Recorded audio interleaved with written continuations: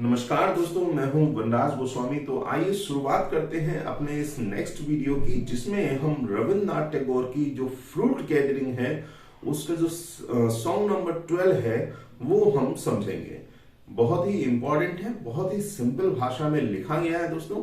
और जैसा कि आपको मालूम है, आर.एन. टैगोर की गीतांजलि बहुत फेमस है। उनको 1913 में जो है नोबेल प्राइज दिया गया गीतांजलि के परिप्रेक्ष्य में ही उसकी रचना को लेकर के। और एक उनका अलग वर्क है दोस्तों, फ्रूट गैदरिंग, जिससे सॉन्ग नंबर 12 आपके सिलेबस में है। तो आइए बिल्कुल भी समय ना गवाते हुए सीधे चलते हैं वीडियो की ओर। कुछ की फैक्ट्स सबसे पहले आपको बता देता हूं दोस्तों, क्योंकि अगर आप एक बार की फैक्ट्स समझ लेते हैं तो आपको एग्जाम में जो चीजें हैं वो आपको सहजता से आप उनको कर पाएंगे।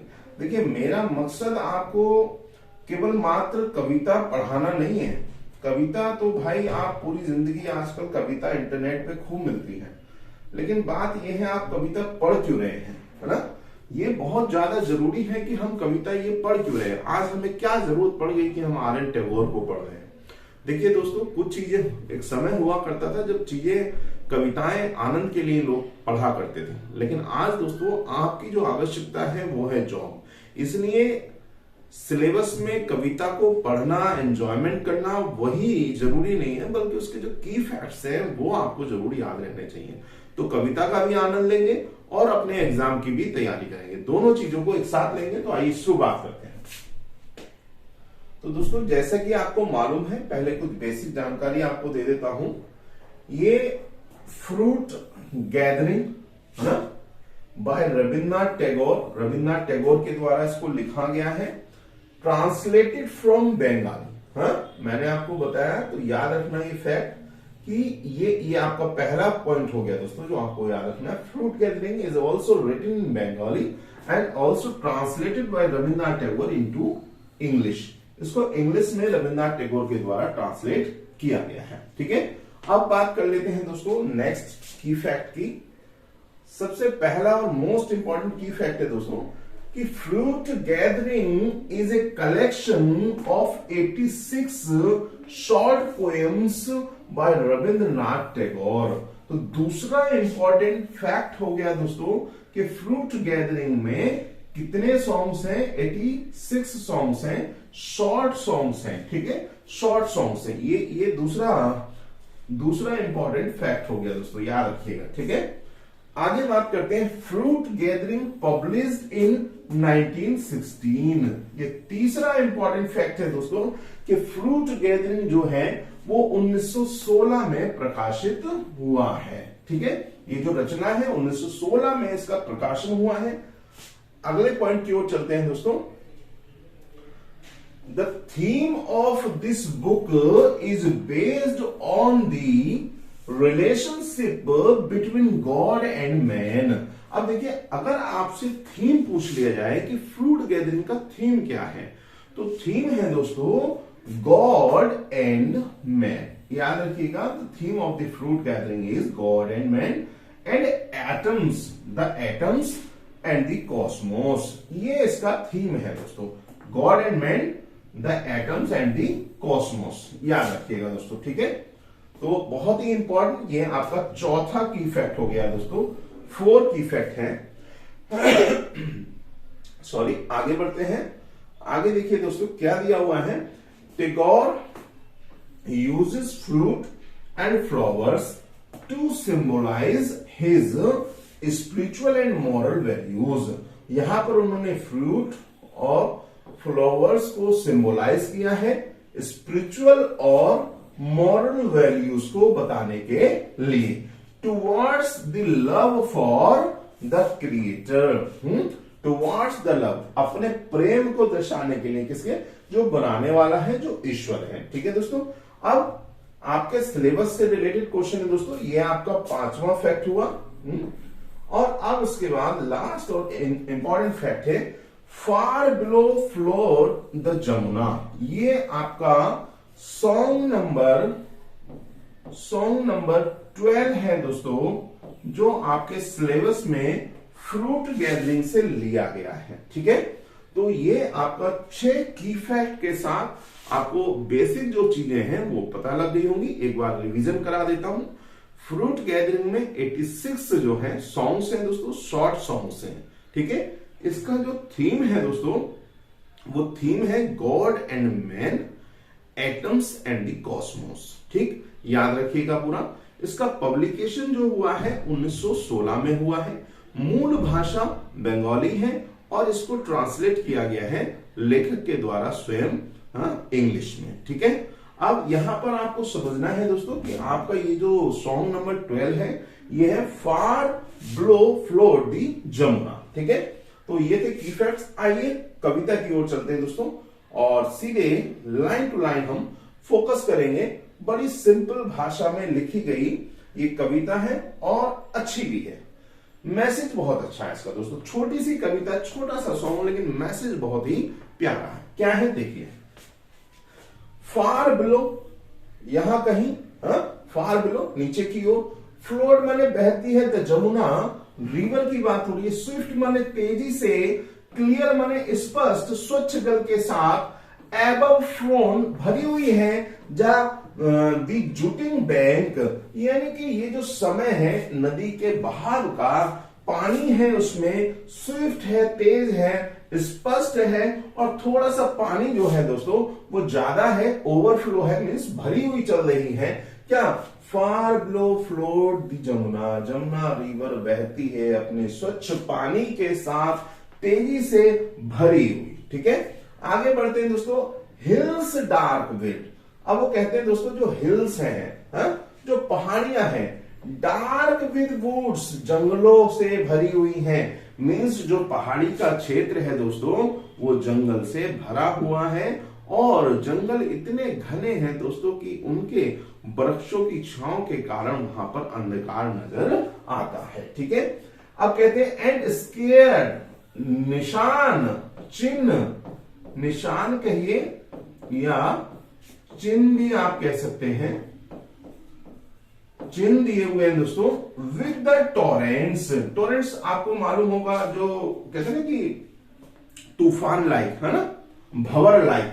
टोरेंट्स वर गैदर्ड राउंड, जो उसमें दिखाई दिए हैं, जो हिल एरियाज में क्षेत्र हैं वहां पर उनके बहुत सारे निशान हैं। अब देखिए दोस्तों, यहां पर आपको ये बात तो थी स्टार्टिंग की, जो 2 लाइन्स है, 2 सेंटेंस उन्होंने बनाए हैं, तो उन्होंने इतना ही एक इंट्रोडक्शन दिया है दोस्तों, परिचय दिया है। वो उन्होंने कहानी को बताने से पहले जो वहां का फिजिकल स्ट्रक्चर है उसके बारे में थोड़ा सा बता दिया कि कहीं थोड़ा सा आगे फार बिलो, नीचे की साइड में जमुना नदी बह रही है, जिसमें पानी भरा हुआ है, तीव्र गति से चल रही है, स्वच्छ स्पष्ट पानी है, और वहीं आसपास थोड़े से मतलब जंगल है, और जंगल जो है पेड़ों की छांव के कारण वो अंधकार में है, घने हैं। अब यहां पर आपको बता दूं दोस्तों, एक्चुअली इस कविता में एक बहुत ही सुंदर मैसेज है, और मैसेज मैं आपको लास्ट में बताऊंगा, तभी आपको अच्छा भी लगेगा। गुरु और शिष्य के रिश्ते की बात है। इसमें टीचर दिखाए गए हैं, एक गुरु दिखाया है गोविंदा, और एक शिष्य है रघुनाथ, ठीक है। उन दोनों के बीच का एक मैटर है, मैं तभी आपको बताऊंगा क्योंकि उससे फिर मजा आपका खराब हो जाएगा। तो आइए उसको हम समझते हैं। अब क्या कहा गया देखिए, कहते हैं गोविंदा, गोविंदा जो शिक्षक, द ग्रेट सिख टीचर, वो क्या है, एक सिख टीचर है दोस्तों। सेट ऑन द रॉक, वो एक चट्टान पर, पहाड़ पर, पत्थर पर बैठे हुए हैं, रीडिंग और पढ़ रहे हैं। क्या पढ़ रहे हैं दोस्तों, स्क्रिप्चर्स, जो लेख है उनके पास, वो लेख वो पढ़ रहे हैं। वेन रघुनाथ, अब वो कहते हैं कि जब वो सिख गुरु, एक अच्छे जाने माने सिख गुरु गोविंदा एक पत्थर पर, पहाड़ी पर पत्थर पर बैठे हुए अपने जो स्क्रिप्चर्स हैं, जो लेख हैं उनके पास, उनको पढ़ रहे हैं, तभी क्या होता है, वेन रघुनाथ हिज डिसिपल, तभी उनका जो शिष्य है रघुनाथ आता है। प्राउड ऑफ हिज वेल्थ, जिसको अपने धन दौलत पर थोड़ा सा मतलब प्राउड, अब थोड़ा सा क्या, प्राउड तो प्राउड है भाई, तो उसको घमंड है अपनी धन और दौलत पर, ठीक है।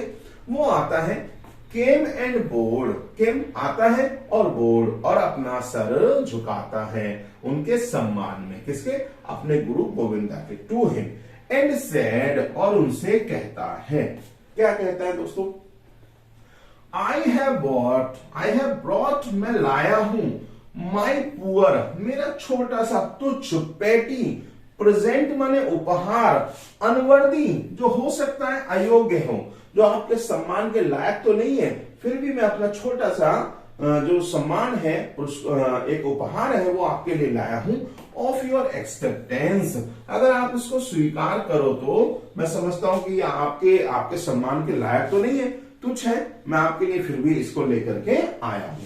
ये बात कौन कहता है? ये रघुनाथ कह रहा है, किससे? गोविंदा से, अपने गुरु से। ठीक है, अब देखिए आप क्या है, आगे कहते हैं द सेइंग, इस बात को कहते हुए, द सेइंग ही डिस्प्लेड, वह डिस्प्ले करता है, शो दिखाता है, बिफोर द टीचर, अपने टीचर के सामने, मीन्स अपनी बात को कहते हुए कि गुरुदेव नमन आपको, आपके चरणों में नमन, और मैं एक तुच्छ सा उपहार आपकी सेवा में प्रस्तुत करता हूं, लेकर के आया हूं, यदि आप उसको स्वीकार करें तो। ठीक है, अब क्या है, और ऐसा कहते हुए वो क्या करता है, वो अपने उस उपहार को दिखाता है, before the teacher, a pair of gold, देखिए ए पेयर ऑफ गोल्ड, काय का है? गोल्ड का, और गोल्ड में भी क्या है दोस्तों? बैंगल्स, चूड़ियां, हाँ, रॉट, जिन पर लिखा गया है, मड़ी हुई है, विद कॉस्टली स्टोन्स, देखिए वो सोने की चूड़ियां लेकर के आया है, और वो चूड़ियों पे कीमती पत्थर मड़े हुए हैं, जड़े हुए हैं। ठीक है दोस्तों, ध्यान रखिएगा। अब कहते हैं the master took up one of them, अब गोविंदा ने यानी टीचर ने उनमें से वन ऑफ देम, एक को ले लिया, ट्विलिंग इट राउंड हिज फिंगर, ट्विलिंग करते हुए, हाँ, उसको गोल गोल घुमाते हुए। ठीक है, एंड द डायमंड्स, और जो डायमंड्स हैं, डार्टेड शाफ्ट्स ऑफ लाइट, जिनमें लाइट पड़ने पर वो डार्टेड हो रहे, चमक रहे हैं, थोड़ा दिखाई दे रहे हैं, रोशनी सी पड़ रही है। ठीक है, उन बैंगल्स को वो ले लेते हैं, क्या करते हैं, आगे देखिए, आगे क्या कहा गया है, सडनली, अचानक से, हाँ? अचानक से इट स्लिप्ड, और वह बैंगल जो उन्होंने ली थी, जो सोने की थी, इसमें कीमती पत्थर रत्न जड़े हुए हैं, वो स्लिप हो जाती है फ्रॉम हिज हैंड, उनके हाथ से, एंड रोल्ड, और लुढ़कती हुई डाउन, नीचे की ओर चली जाती है, the bank into the water, नदी के किनारे पर, और नदी के पानी में वो गिर जाती है। ठीक है, देखिए क्या हुआ, वो अंगूठी लाया से, उसने दिखाई, कहा मैं आपके लिए उपहार लाया हूं। अब यहां पर आपको समझना है थीम क्या जा रहा है। ठीक है ना, शिष्य जिसको अपने वेल्थ पर थोड़ा सा गुमान है, और वो अपने गुरु के लिए सोने की चूड़ियां लेकर के आया है, जिसमें कीमती पत्थर जड़े हुए हैं। टीचर का नाम गोविंदा है, शिष्य का नाम रघुनाथ है। जैसे ही टीचर एक चूड़ी को उठाते हैं, रोल करते हुए लेते हैं, वो उनके हाथ से स्लिप होती है, और लुढ़क करके वो नदी के किनारे पर चली जाती है, और पानी में गिर जाती है। ठीक है, अब देखिए अब क्या होता है, जैसे ही वो पानी में गिरती है दोस्तों, तो अलास, हाय, बड़े दुख की बात है भाई, बहुत नुकसान हो गया, स्क्रीन चिल्लाते हुए रघुनाथ कहता है क्या, एंड जंप, रघुनाथ चिल्लाता है, अरे ये क्या हो गया, and jump into the stream, और वह उस पानी में, झरने में, वो जो नदी होती है उसमें वो कूद जाता है। द टीचर सेट, और टीचर जो है देखते हैं, हिज आइज अपॉन, उसको देखते हैं कि भाई ये क्या कर रहा है, हिज बुक, वो अपनी किताब को देखने लगते हैं।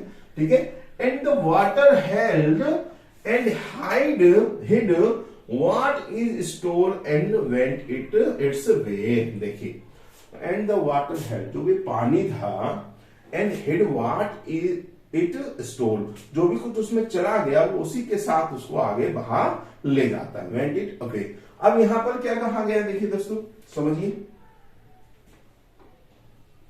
कि चूड़ी गई और गुरुदेव अपनी किताब में देखने लगे। हाँ, अब किताब में देखने के बाद भाई शिष्य को बड़ा दुख हुआ, वो तो उसने तो जंप लगा दी कि मैं इतनी महंगी चूड़ी लेकर के आया था गुरुजी के लिए।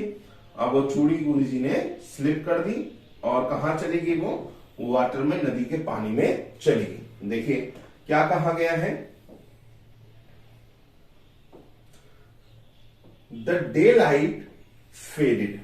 ठीक है, द डे लाइट फेडेड, जो समय था दिन का वो फेडेड, धुंधला हुआ।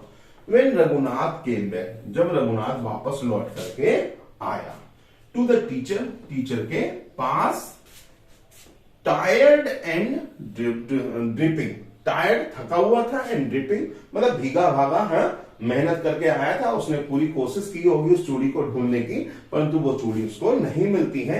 अब ही पैंटेड, वो हाथ भी रहा है, एंड सेड, और हाफते हुए कहता है I can still get it back, मैं इसको वापस ला सकता हूं, मीन्स मैं इस चूड़ी को वापस ला सकता हूं। कब? इफ यू शो, यदि तुम मुझे दिखा दो, बता दो, वेयर इट फेल, कि यह कहां पर गिरी है, कि गुरुदेव मैं इस चूड़ी को वापस ले आऊंगा यदि आप मुझे इसको बता दो कि वहां कहां पर एग्जैक्टली किस जगह पर गिरी है।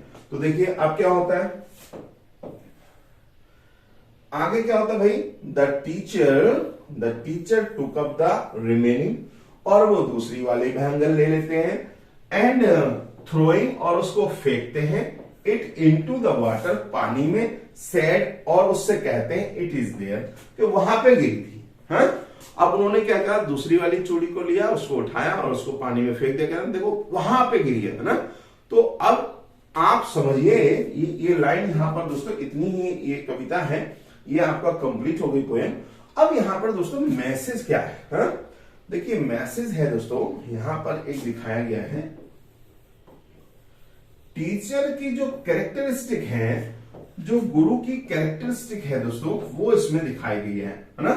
देखिए गुरु की कैरेक्टरिस्टिक यहां पर यह बताया गया है कि गुरु, जो वास्तविक गुरु है, वो धन का, दौलत का उसको कोई लालच नहीं होता, उसके लिए उसका सम्मान, उसके शिष्य के द्वारा उसको दिया गया सम्मान, वो उसके लिए उचित है।